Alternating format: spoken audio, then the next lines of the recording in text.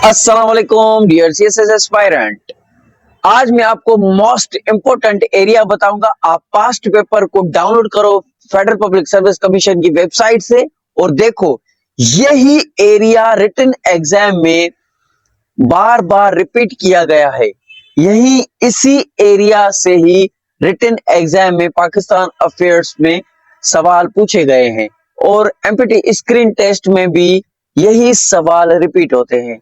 तो ये एरिया बहुत इंपॉर्टेंट है, चाहे वो एमसीक्यूज हो चाहे वो रिटन एग्जाम हो। तो ये एरिया आप मस्ट प्रिपेयर कर लें। तो चलिए लेक्चर को शुरू करते हैं। इसमें कौन कौन से टॉपिक आते हैं, उन सारे टॉपिक्स के एमसीक्यूज एमपीटी स्क्रीन टेस्ट के लिए 2025 के लिए मोस्ट इंपोर्टेंट है। आपका जूता मेरा सर, सवाल यहां से नहीं आया तो नंबर 1 पर एमसीक्यूज आता है, वॉर ऑफ इंडिपेंडेंस टूक प्लेस का मतलब है ये कब हुई। ये हुई 1857 को वॉर ऑफ इंडिपेंडेंस हुई। इसके बारे में मैंने कंप्लीट लेक्चर दिया है। प्लेलिस्ट में जाएं, 1 2 3 4 5 6 पाकिस्तान की पूरी हिस्ट्री पढ़ी है, इंपोर्टेंट टॉपिक, रिपीटेड टॉपिक सब कुछ पढ़ा है, इंग्लिश ऐसे पढ़ा है, इस्लामिक स्टडी पढ़ी है, जनरल साइंस और एबिलिटी, हर लेक्चर हर सब्जेक्ट्स का लेक्चर डिटेल और अच्छी तरीके से एक एक लेक्चर को तैयार किया गया है सीएसएस से रिलेटेड और स्ट्रक्चर वाइज। दूसरे नंबर पर एमसीक्यू आता है कायदे-ए-आज़म उम्मीद अली जनाब की 40 पॉइंट्स। ये भी लेक्चर कंप्लीट मैंने दिया है। 1929 को ये 40 पॉइंट कायदे-ए-आज़म मोहम्मद अली जिन्ना ने दी थी और ये रिटन एग्जाम में कायदे-ए-आज़म की 40 पॉइंट्स भी पूछी गई है। तो थर्ड नंबर पर एमसीक्यू आता है, first governor general of Pakistan Quaid-e-Azam थे, ठीक है। उसके बाद आता है चौथे नंबर पर एमसीक्यू आता है, ऑब्जेक्ट रेजोल्यूशन पास्ड बाय 1949 को ऑब्जेक्टिव रेजोल्यूशन पास हुई थी। ये भी कंप्लीट लेक्चर दिया हुआ है और इससे रिटन एग्जाम में कंप्लीट एक सवाल आता है। पास्ट पेपर उठाकर देखो, गौर करो, थोड़ा सीरियस कैंडिडेट जरूर गौर करेगा और कमेंट करेगा। 5 नंबर पर एमसीक्यूज आता है, पाकिस्तान रेजोल्यूशन। अब ऑब्जेक्टिव रेजोल्यूशन और पाकिस्तान रेजोल्यूशन में फर्क है, ठीक है। पास्ड इन 1940, तो ये 1940 में पास हुई थी, ठीक है। उसके बाद 6 नंबर पर एमसीक्यूज आता है, first prime minister of Pakistan Liaquat Ali Khan. अब देखो यहां पर लिखा हुआ है first governor general of Pakistan Quaid-e-Azam, first prime minister of Pakistan Liaquat Ali Khan, first president of Pakistan Sikandar Mirza. इन तीनों लफ्जों में और इन तीनों एमसीक्यूज में फर्क है। 7th नंबर पर एमसीक्यूज आता है, Indus water treaty was sign in 1960 को। ये एमसीक्यूज आप गौर करें, देखें, पहली एमपीटी स्क्रीन टेस्ट में रिपीटेड ये सवाल आया है और ये चलता रहेगा क्योंकि इंडिया और पाकिस्तान की जंग चलती रहती है। ये कभी ना कभी किसी न किसी इशू पर लड़ते रहते हैं, कभी कश्मीर के इशू पर लड़ते हैं, कभी वाटर ट्रीटी के, कभी किस पे। इनका आपस में बनती नहीं है, क्यों नहीं बनती अल्लाह जाने। तो 9th नंबर पर एमसीक्यू आता है, फर्स्ट कॉन्स्टिट्यूशन ऑफ पाकिस्तान 1956 को ये फर्स्ट कॉन्स्टिट्यूशन बना था। अब कॉन्स्टिट्यूशन का आप देखें पास्ट पेपर में हर साल किसी न किसी एंगल से constitution of Pakistan development, constitution development of Pakistan, इससे सवाल पूछा गया है, रिपीटेडली पूछा गया है। देखें, गौर करें। तो ये कब पास हुआ था, एमपीटी स्क्रीन टेस्ट में भी यही पूछा जाएगा। 1956 को ये पास हुआ था, ठीक है। सेकंड नंबर पर एमसीक्यू आता है, सेकंड कॉन्स्टिट्यूशन कब बना था, ये 1962 को हुआ था। ये बहुत इंपॉर्टेंट एमसीक्यूज है। तो 10 नंबर पर एमसीक्यू आता है, प्रेजेंट कॉन्स्टिट्यूशन अभी जो 2025 में भी चल रहा है वो कौन सा है, वो ये थर्ड एंड लास्ट और ये परफेक्ट कॉन्स्टिट्यूशन था। 1973 का कॉन्स्टिट्यूशन अभी भी चल रहा है। 1973 का कॉन्स्टिट्यूशन लास्ट कॉन्स्टिट्यूशन जो अभी तक चल रहा है। उसके बाद आता है 11th नंबर पर MCQs, first martial law in Pakistan 1958 को हुई थी, अयूब खान ने लगाई थी।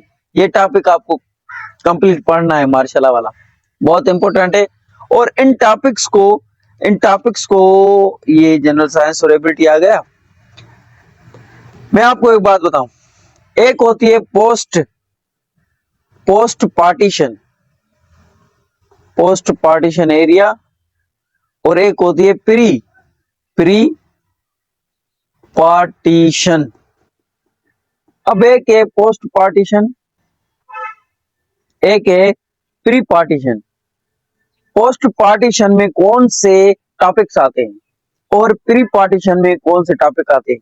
देखो, ये जो हिस्ट्री है ना, वार ऑफ इंडिपेंडेंस से 1858 को, 57 को या 8 को बोले आप, शुरू जो हुई थी ये एरिया, इसको हम बोलते हैं पोस्ट पार्टीशन। ये सारा जो अभी हम एमसीक्यू डिस्कस कर रहे हैं, ये क्या है? ये पोस्ट पार्टीशन है। प्री पार्टीशन का मतलब है इससे पहले जो हुआ था ना, वो जैसे कि हम पढ़ते हैं दिल्ली सल्तनत, Mughal empire, East India Company आई, मोहम्मद बिन कासिम आई, ये सारे लेक्चर मैंने दे दिए हैं। आप प्लेलिस्ट में जाएं, यूट्यूब चैनल को ओपन करें, ओपन में प्लेलिस्ट होगी, प्लेलिस्ट में दबाएं, हर सब्जेक्ट की प्लेलिस्ट बनी हुई है। गौर करें, देखें, पढ़ें, आगे बढ़े।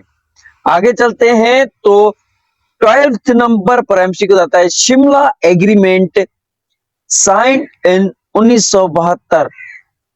ठीक है, ये 1972 में शिमला कॉन्फ्रेंस हुई थी। तो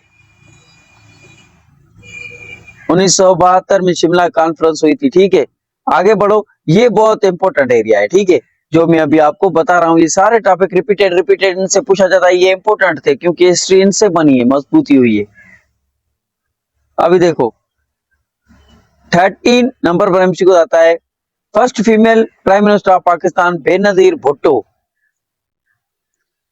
पहली फीमेल पाकिस्तान की जो प्राइम मिनिस्टर बनी वो थी बेनजीर भुट्टो। ठीक है, तो 14 नंबर पर एमसीक्यू आता है, Pakistan become nuclear power in 1998। देखो, न्यूक्लियर पावर बना था 1998 में। ठीक है, तो 15 नंबर पर एमसीक्यू आता है, all India Muslim league formed in 1906।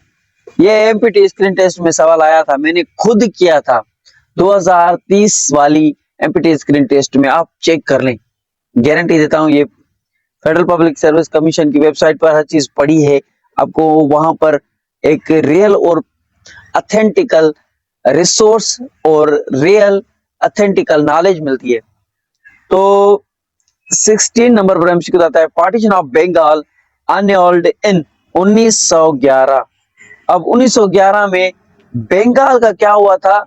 अनयोल्ड हुआ था, मतलब कि 1905 में 1905 में इन्होंने क्या किया था कि पार्टीशन ऑफ बंगाल का काम शुरू किया था कि हम बंगाल की पार्टीशन करेंगे, उनको जैसे अलग करेंगे, ठीक है, पाकिस्तान से।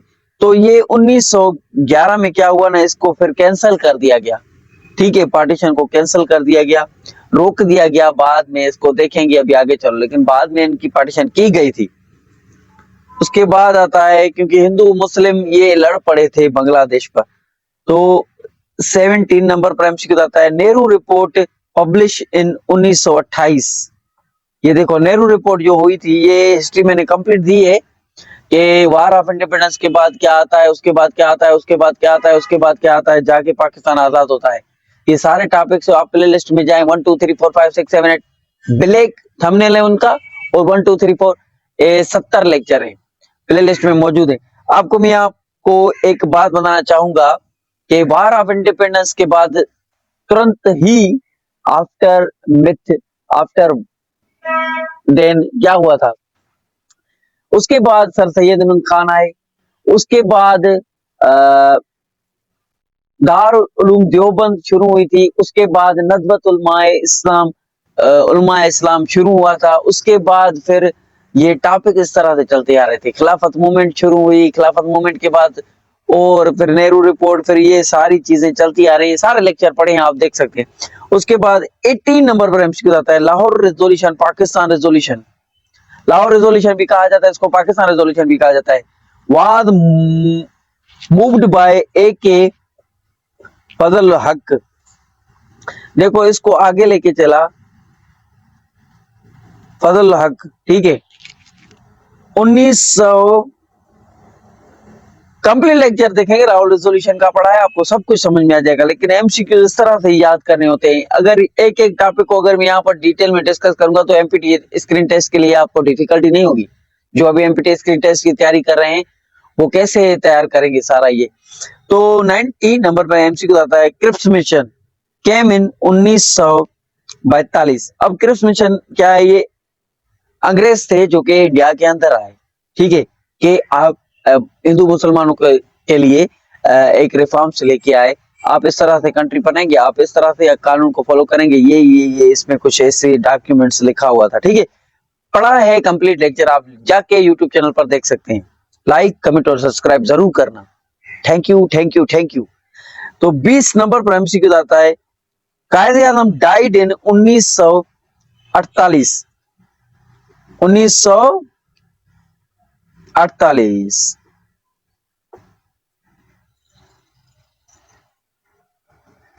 कायदे आजम मोहम्मद अली जनाब कब फौत हुए थे, ये एमसीक्यू पूछा जाता है। 1948 को। नीचे इस्लामिक स्टडी है, ये हम कल पढ़ेंगे, ज्यादा टाइम हो जाता है। तो keep watching, stay connected, Allah Hafiz. Thank you thank you thank you.